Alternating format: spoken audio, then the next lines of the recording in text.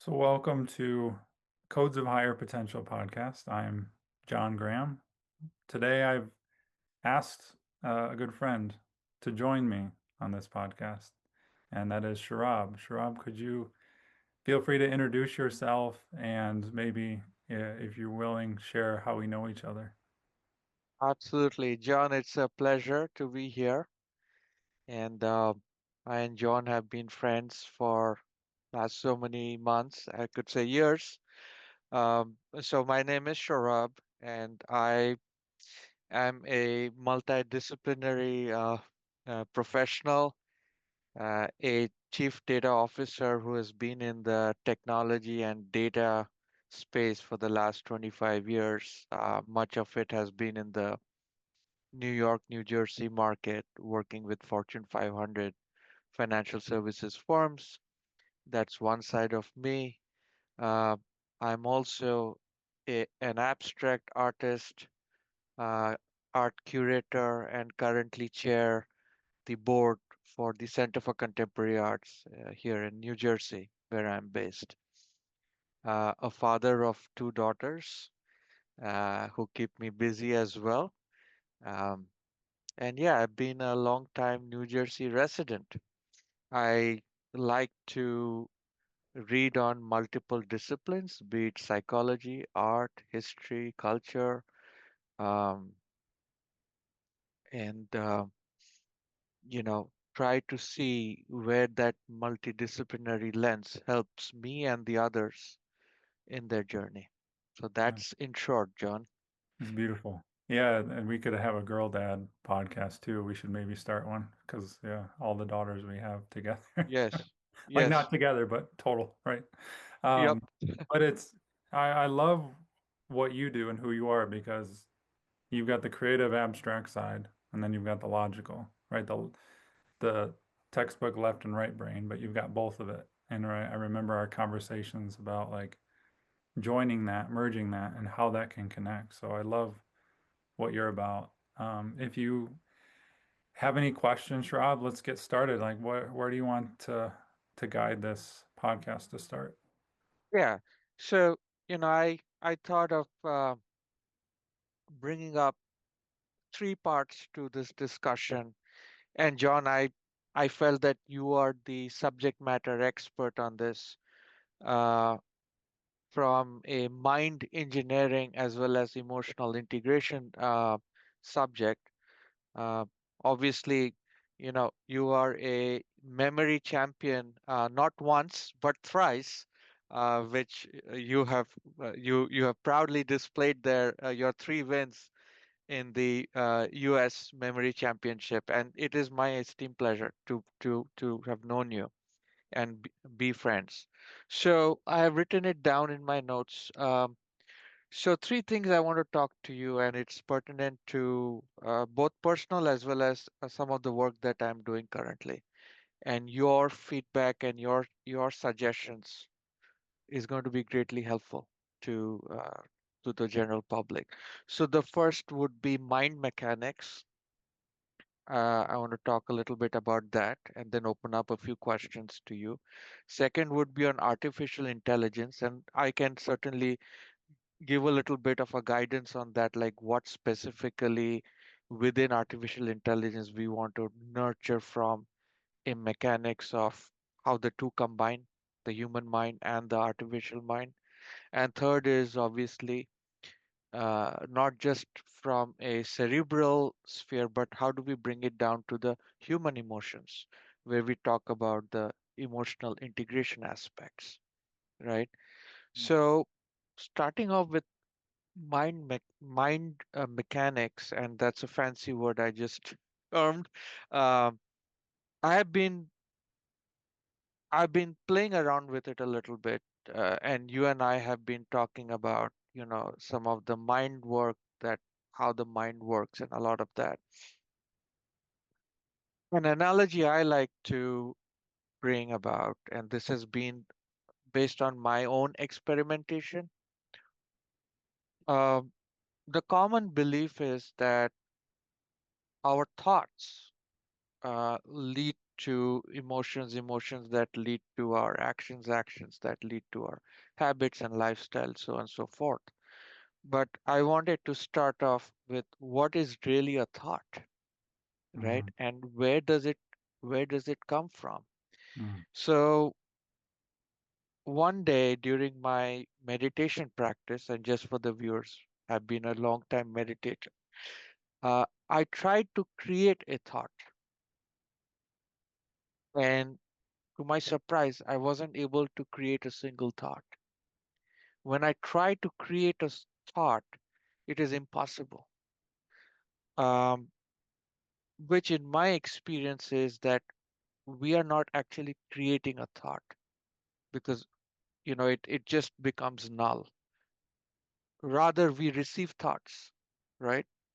Now, I said, okay, if I'm receiving thoughts, that means it's like an antenna, like a receiver, right? Like there are some packets of energy that are falling onto this antenna. So let me observe what am I receiving. So that was my first experiment. And what I observed is that moment I let go of forcing a thought and I just take my control away from it, suddenly the floodgates open and all those noise starts pouring in onto that antenna like a chatter, right? So I question, like, are these thoughts or are these just noise? So that was Mm-hmm. my first experiment. So I figured that a lot of what we receive is noise, right? Probably more than 99% of it, right? Is just noise. My second experiment with myself is, okay, let me turn this receiver off, right? So again, I put my focus back on that antenna, and moment I put my focus back onto it, I wasn't able to create anything, but that noise was gone, right? So that noise was completely gone, but I was actually in a void state. And then I did something ridiculous and audacious. In that state, I drove my car without a single thought. Mm-hmm. And I reached from point A to point B. And after I parked my car, I just kind of relaxed myself and come back to the normal thing. And then I said, with me focused on that antenna and without a single thought, I was able to drive a car. All my perceptions were alive, my five senses were alive.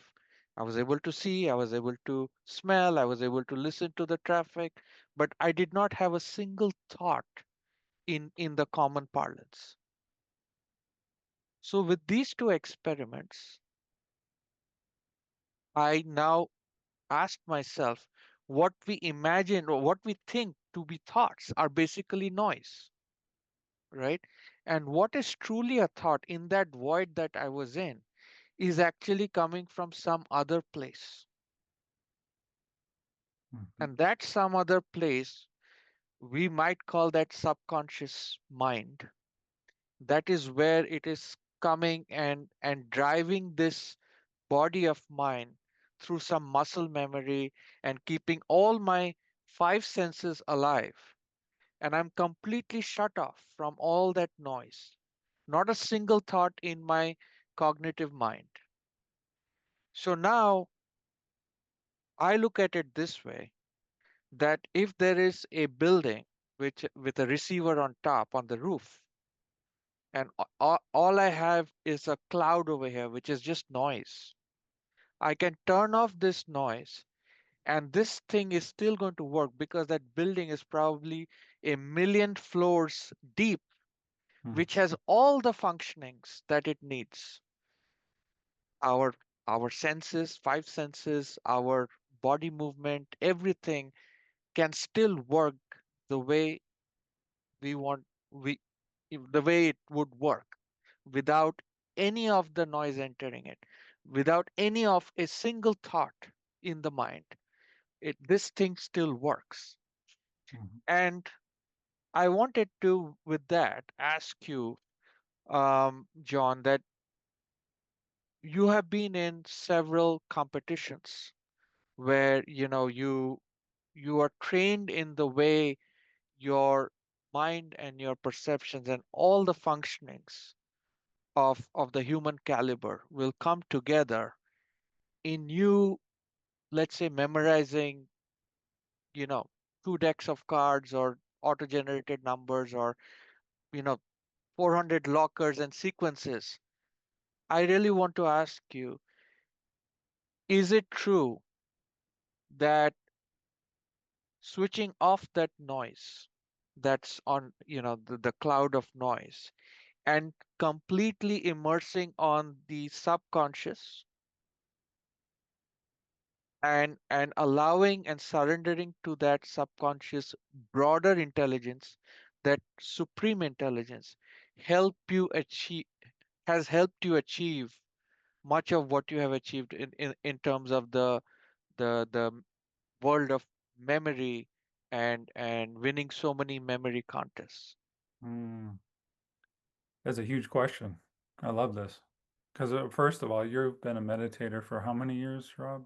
About 10 years now. Yeah, and pretty intense. And you've had some really deep experiences of witnessing yourself meditating or witnessing your thoughts and having these deep experiences. So, Yes. prefacing that so people don't listen to you and go, oh my gosh, I can't do that, right? Because it's pretty incredible what you're able to experiment on these days. I love hearing that. I mean, if I'm going to be completely honest,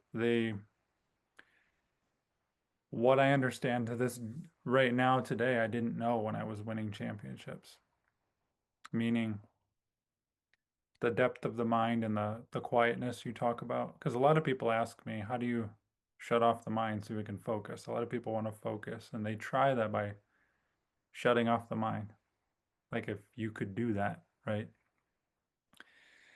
And I was never able to shut off my mind as much as I tried back then, right? Because I was so top heavy, meaning head heavy, heady, if you will, right? As you can imagine, a person would be going into memory. So I would say a lot of I want to distinguish the subconscious versus the supreme intelligence too, because a lot of the subconscious is just hidden, right? It's an operational intelligence that keeps you functioning right in this human body so that we don't just walk off a cliff, right? And it's automated. Some of it's how you survive in that car trip. Not the car trip you're talking about, but because you were fully conscious that entire time. But if you've ever taken a car trip to the store and then you park in the parking lot and go, "Oh, how did I get there? I don't Right. remember." Subconscious, right? These functions carried you as you were off and floating in Neverland, right? Whatever you were Right. thinking about, right? Right. And so when I trained for so many years, I trained my mind to focus on this, to turn the image or turn the number or whatever I was memorizing into an image, to put that image in a place in my mind, right? And just repeat that process in review. So I trained myself over and over to do a task, sort of robotic, Mhm. so that when I was in a competition under pressure, I just relied on that roboticness, that training to just fall back into. During that time, many thoughts would come in, many uh, voices in my head, if you will, not of my choosing, but oh, you're going too slow. Oh, you're forgetting everything. That's not very good. It doesn't feel good. Well, that one felt good, but that one didn't feel good. Do that one again.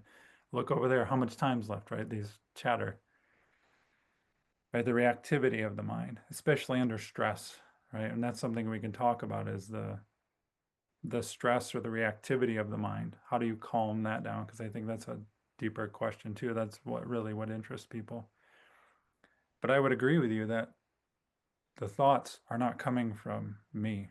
The thoughts are not even me. They're coming from another source. And all that source is, I mean, talk consciousness, everything starts with energy. Everything is energy first. And so when we're tuned to something, focused on something, that's where we're tuning our radio station, if you will. That's where all the energy goes, Right. right? And then the energy goes. Now, energy can form. right? Into a bubble or a thought, into something more, I don't want to say tangible, but more of a structure. An energy has formed a structure for us to witness or to feel, right? And that's what we're witnessing. It's something bubbling. We're the consciousness witnessing what we're tuned into, just bubbling. And where humans get into trouble, oftentimes, is we identify with that bubble, with those bubbles, those thoughts. Oh my gosh, that's me, right? We think it's us talking to ourselves in hatred and or whatever criticism, and oftentimes it's just it's just the ego. It's just a structure we've created and picked up like a sponge over time, right? Our mind is a construct, as you know. It's all of our experiences and belief systems and programming and conditioning, from your parents, from religion, from media, from school, from friends, from thoughts like you've had, or just it just forms a structure of how you view the world, right? And then thoughts can come from that, almost like, again, from the ego, from an identity Right. talking to you, but that ego is not you. This Right. goes really deep, right? Because you're not, we're not, I'm not John Graham, you're not Shourabh, you're the awareness, you're the consciousness behind that. Because Right. John Graham is aware, you're Shourabh, you're aware, but you're also aware that you're aware. So you're the consciousness that's aware that Shourabh's aware, right? You can get really deep here. Yes. So I would agree with you that the thoughts are not coming from you. You're tuning in to a radio station many times, picking up that energy. You're tuning into a part of your psyche, your ego, that's now it's going to react. It becomes reactive. And some of us have more reactive egos than others. That's the Right. work that I'm into, is how do we Yeah. calm that reactivity so our mind is less chattery. One of the Yeah, and John, one of the things that this experiment led me also, and you brought it up very nicely in terms of the repetitiveness, right? Because that starts building those neural pathways, like just like driving the car. The driving the car with a zero thought or no thought became seamless because those neural pathways are pretty deep because ever since we started driving the car, our muscle memory took on and it probably isn't stored in the subconscious mind, which is now able to drive that, right? Um, the deduction from this experiment too was that there is a lot of clutter, there's a lot of noise in the default mode, which is to say, without a focus, you will always have this chatters coming. But moment I focused, and I use the word antenna just as a symbology, moment I put the focus on the antenna, now what happens is this chatter gets cut off. It just vanishes, which is to an extent goes to this law of inversion that a lot of scientists have referred to.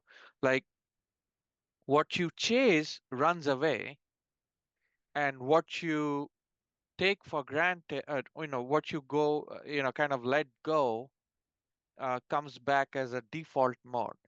So in most of our lives, uh, we let go of this machinery on its own. That's why all this chatter is feeding in 24 by 7.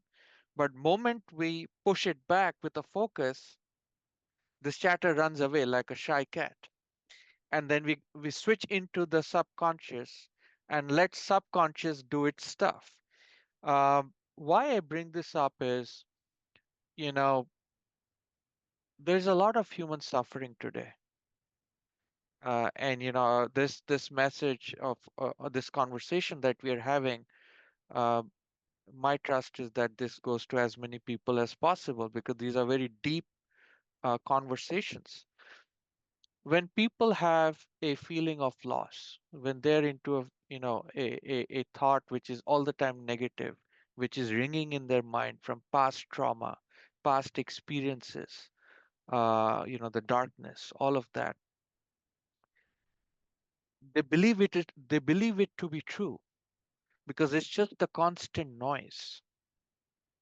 But if they put the focus on on on the now, on the antenna, or call it the now, then this starts fading off, and more they can be in the focus with no thought and surrender to the subconscious. The subconscious is always a healer. Like it's going to give those urges, and as people can follow those urges, they will be able to come out of their past traumas, their you know the bad experiences they have had, into something that is rejuvenating now, which is Mm. coming from a higher source, from a subconscious, from a supreme source, rather than this clutter on top. Sure. Yeah. So Yeah. that's what I've been trying to also implement to myself, to see how much can I surrender to this higher knowledge, higher intelligence. So that was one. You talk about the power of repetitiveness and practice, and how it starts becoming a muscle memory. Uh, you have also spoken about pattern recognition, which helps you greatly, when you are into, remembering of things, into memory related work. One of the things that, as part of my uh, profession, I've been working towards is how do we engage the younger demographics of today, the Gen Zs, the fresh out of college, uh, folks who are joining the industry today. What are the modalities that can be presented that they can learn faster, they can retain faster, retain better, because we live in a digital age of scrolling. Everything is just instant gratification, and people want things quickly. There Mhm. is no appetite for a wait. Yeah. In that ecosystem, what would be your suggestions to our, especially to our younger generation? Yeah. What should they do so they can retain better and learn faster? Yeah. The current world and pace we live in is full of insanity, right? It's an Yeah. insane pace. I had once had a friend come to me who makes videos for, his niche and tries to make them really quick, snippet bite size. And these are his niche is people trying to be more mindful, trying to have more peace, trying to, learn and have more focus. And I argued with him, maybe not argued, debated him on this too, because he wanted everything. John, can you make something really quick and bite size and let's make our content just really quick. I don't want you to get any fluff or just explain and just get right to the point. And I told him that, you know, I don't really agree with this. I don't want to force myself to fit into this insanity Mm. because now you're just giving people their drug of choice of quick, fast, rush. And if someone truly wants to learn and to be at peace and to be focused, they're going to have to realize on their own that that pace isn't going to support that. It's not supportive of that, what they really want, right? So I'm not really interested in convincing people of that. I think, you knew me a couple of years ago when I went through a very dark time of like realizing this fully. Yeah. I had to learn it on my own. I had to go to the depths of it to learn this isn't working, this rushness, this. And so to answer your question, what I teach too now is more in a peaceful, relaxed state, not just to be peaceful and relaxed, but to show people because I've embodied it myself how to be relaxed and be at peace because that will help you learn better, focus better, be more present, right? Because you can't teach someone in that model. So I hope that make that first off, that change has to be made. Because I have Mm. clients even to this day who say, John, I'm feeling drained all day. How do I maintain my mental acuity at work or through all day? And they're not taking any breaks. They're just going full throttle. And I'm telling them, your brain fog is telling you something, that you're living in an insane pace, right? Right. So first off, we have to, most of the headiness, the heady people out there, and I was one of them for sure, we're not even aware of what's going on in our bodies until we get brain fog and feel deep anxiety and shut down and feel paralyzed or overwhelmed, right? But still then Right. our body's wisdom, you talk about this intelligence, is shut off. We've defaulted to relying on our mind, which is conditioned to be rushed, to be quick, to be in this society, when our body's rejecting it completely, right? So that has to be the basis. Because a lot of the clients that come to me, they're like, John, I bought your memory course and I just want to hire you to teach me how to improve my memory. But they're so stressed, they're so rushed, they don't have any time. They're just doing everything quick. They want it fast. And I'm like, your memory's fine if you move out of this insane pace. If the Mm, stress releases, if you slow down, if you feel all of this emotion inside of you and start processing it, which is the deeper work that I do, right? That you know, when you right. start feeling into that, your memory is going to be fine, most Right. likely. Right. Now we can learn some cool techniques and take it even further, learn even more. But first off, that pace, that need to follow the mind and that whip cracking has to be relinquished. And it's very scary because we have been living our lives conditioned in this world to always feel like we got to be accomplishing something. We always got to be productive. We always have to be doing something, even if we're sitting down on our phone or sitting on the couch. Got to be listening to a podcast, got to be productive, got to be learning something, got to have a show on that's educational. Got to, it's just nonstop. And how Right. many of us can just sit and be with ourselves, right? So if someone wants to learn better and faster, and especially this newer generation, you have to see the insanity first. You have to Mm, see it clearly. And now there's that fork in the road. Do you follow that path of insanity? Do you can keep following it? Or do you not? Do you see the wisdom in your body? Do you see the higher intelligence within? So that has to That's happen first. that's fabulous. That's a fabulous perspective, and so glad that we we touched on this topic. There is immense wisdom, and John, you have practiced this so many times, and I'm a student of it as well. There is immense wisdom in rest, in slowing down. In fact, some of the best ideas pop up after, a good night's sleep, or even a short power nap in the afternoon, and you get up and, the light just turns on. So there is certainly a strong connection between the body's rhythm, which is to say the body is a machine that needs rest, that needs a slowdown to rejuvenate itself. And then from that, the inner wisdom, the cognitive, element of it, they kind of very strongly associated with each other, Yes, the balance. Yeah, the absolutely. balance. Hmm. Very, very interesting perspective. Uh,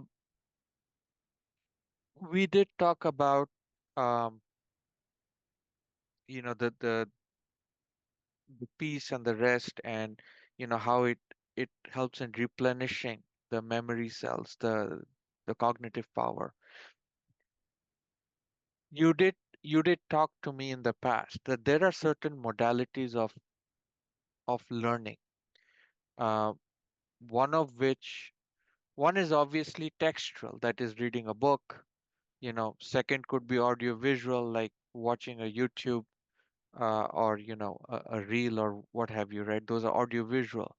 But there are also things that you have inculcated in your practice, which is uh, pattern based, like recognizing certain patterns, let's say certain facial structures or certain hints or symbols, which are able to strengthen those memory collection. So, could you talk a little bit about it? Yeah, and this is Good that you're asking me this again because I want to make sure everyone's focused on rest and peace. Right. So now we can learn. Now we can go deep here, right? Especially for the people who are ready for this. A lot of what I've learned over the years in memory is I have actually, and I didn't realize it at the time, I was accessing and trusting my intuition. Because you talk about pattern recognition, and it's very, if I really break it down and describe it, I guess that's what I'm doing, right? But I don't really know. I'm not thinking about these things as I'm doing it, right? Because Mm, it's so quick. Over the years, and again, I kind of alluded to this, when I'm memorizing something, anything, if it's your name, Shourabh, I'm looking at your face, intuitively noticing something about your vibe or who you are, and then I'm turning your name, Shourabh, into an image or something to connect with the vibe of you or the image of you or your beard or your glasses or something about you, right? And for example, Shourabh is a very, unique name. And I would just look at the first sound, shh, it makes a shh sound, and I would just imagine like you're a librarian, shh. And then maybe you're shushing Rob, right? Shh, Rob, right? Something like that, just to make a simple story. And I come up with that just like that because of all the practice I've done and I trusting. see. Because here, and I talk about this in my memory course and what I teach, but I teach what's called the ink blot method. Ink blot, like the Rorschach test, where a psychologist will hold up an ink blot image, right, or a series of ink blot images, and you're just supposed to blurt first thing that comes to my mind, right? Even like the image behind you, if you're watching the video, is kind of like an ink blotty. I can't see the details of it, but it's abstract to my Yeah. mind. It's like, ooh, do you see a face in there, or a wolf, or a cloud, or what do you see? Ketchup, whatever, because it Right. shows, the psychologist something about your psyche. I'm more interested in the quickness, the trust of that. Mm, Because you can do two things. I've got my hands up two routes. You can either A, do what most logical people do and say, well, Shourabh, man, I'm gonna have to think. Like, I'm gonna look at this name and I'm gonna come up with the perfect image, right? And it's there's a SH, then an OUR, hour, and there's an ab and an ab, like, and you start analyzing and coming up with this perfect image for a name. And mm, you're like, no, I don't like that one. That's not good. Like, it's not strong enough. I don't know what to put for hour. Or there's S hour, S hour, Like I'm looking at your name, the spelling of your name, right? And I'm just judging, critiquing, analyzing, and I'm thinking. I'm using my ego, my mind. It's right. taking a Right. while, right? Yeah. Yeah. Yeah. Or I could trust whatever thought comes to me first, which again, that takes trust. Because immediately if you're in your mind, you're gonna criticize that. Oh, that's a stupid idea. Why would I put like a librarian? That's I won't remember the whole name. I need to. You see where the mind can start getting in the way? Right. So I've trained myself over the years to, as much as possible, strengthen that neural pathway of that second vein, that instant intuitive download, right? If I like Sharab is a very unique name, but if I met someone named Rob, Mm, do I imagine a robber? Do I imagine a friend named Rob, that I know of? Do I imagine a famous Rob, Rob Lowe, right? I could analyze them all or just choose the first thing that comes to my mind. Like this man is robbing a bank, Rob, right? So I trust that and I've cultivated that. So it's more, for me, it's more intuitive. It's just like mm, an instant trust. And I've learned the more I trust myself to make those connections or to just trust what coming to me, it's quicker.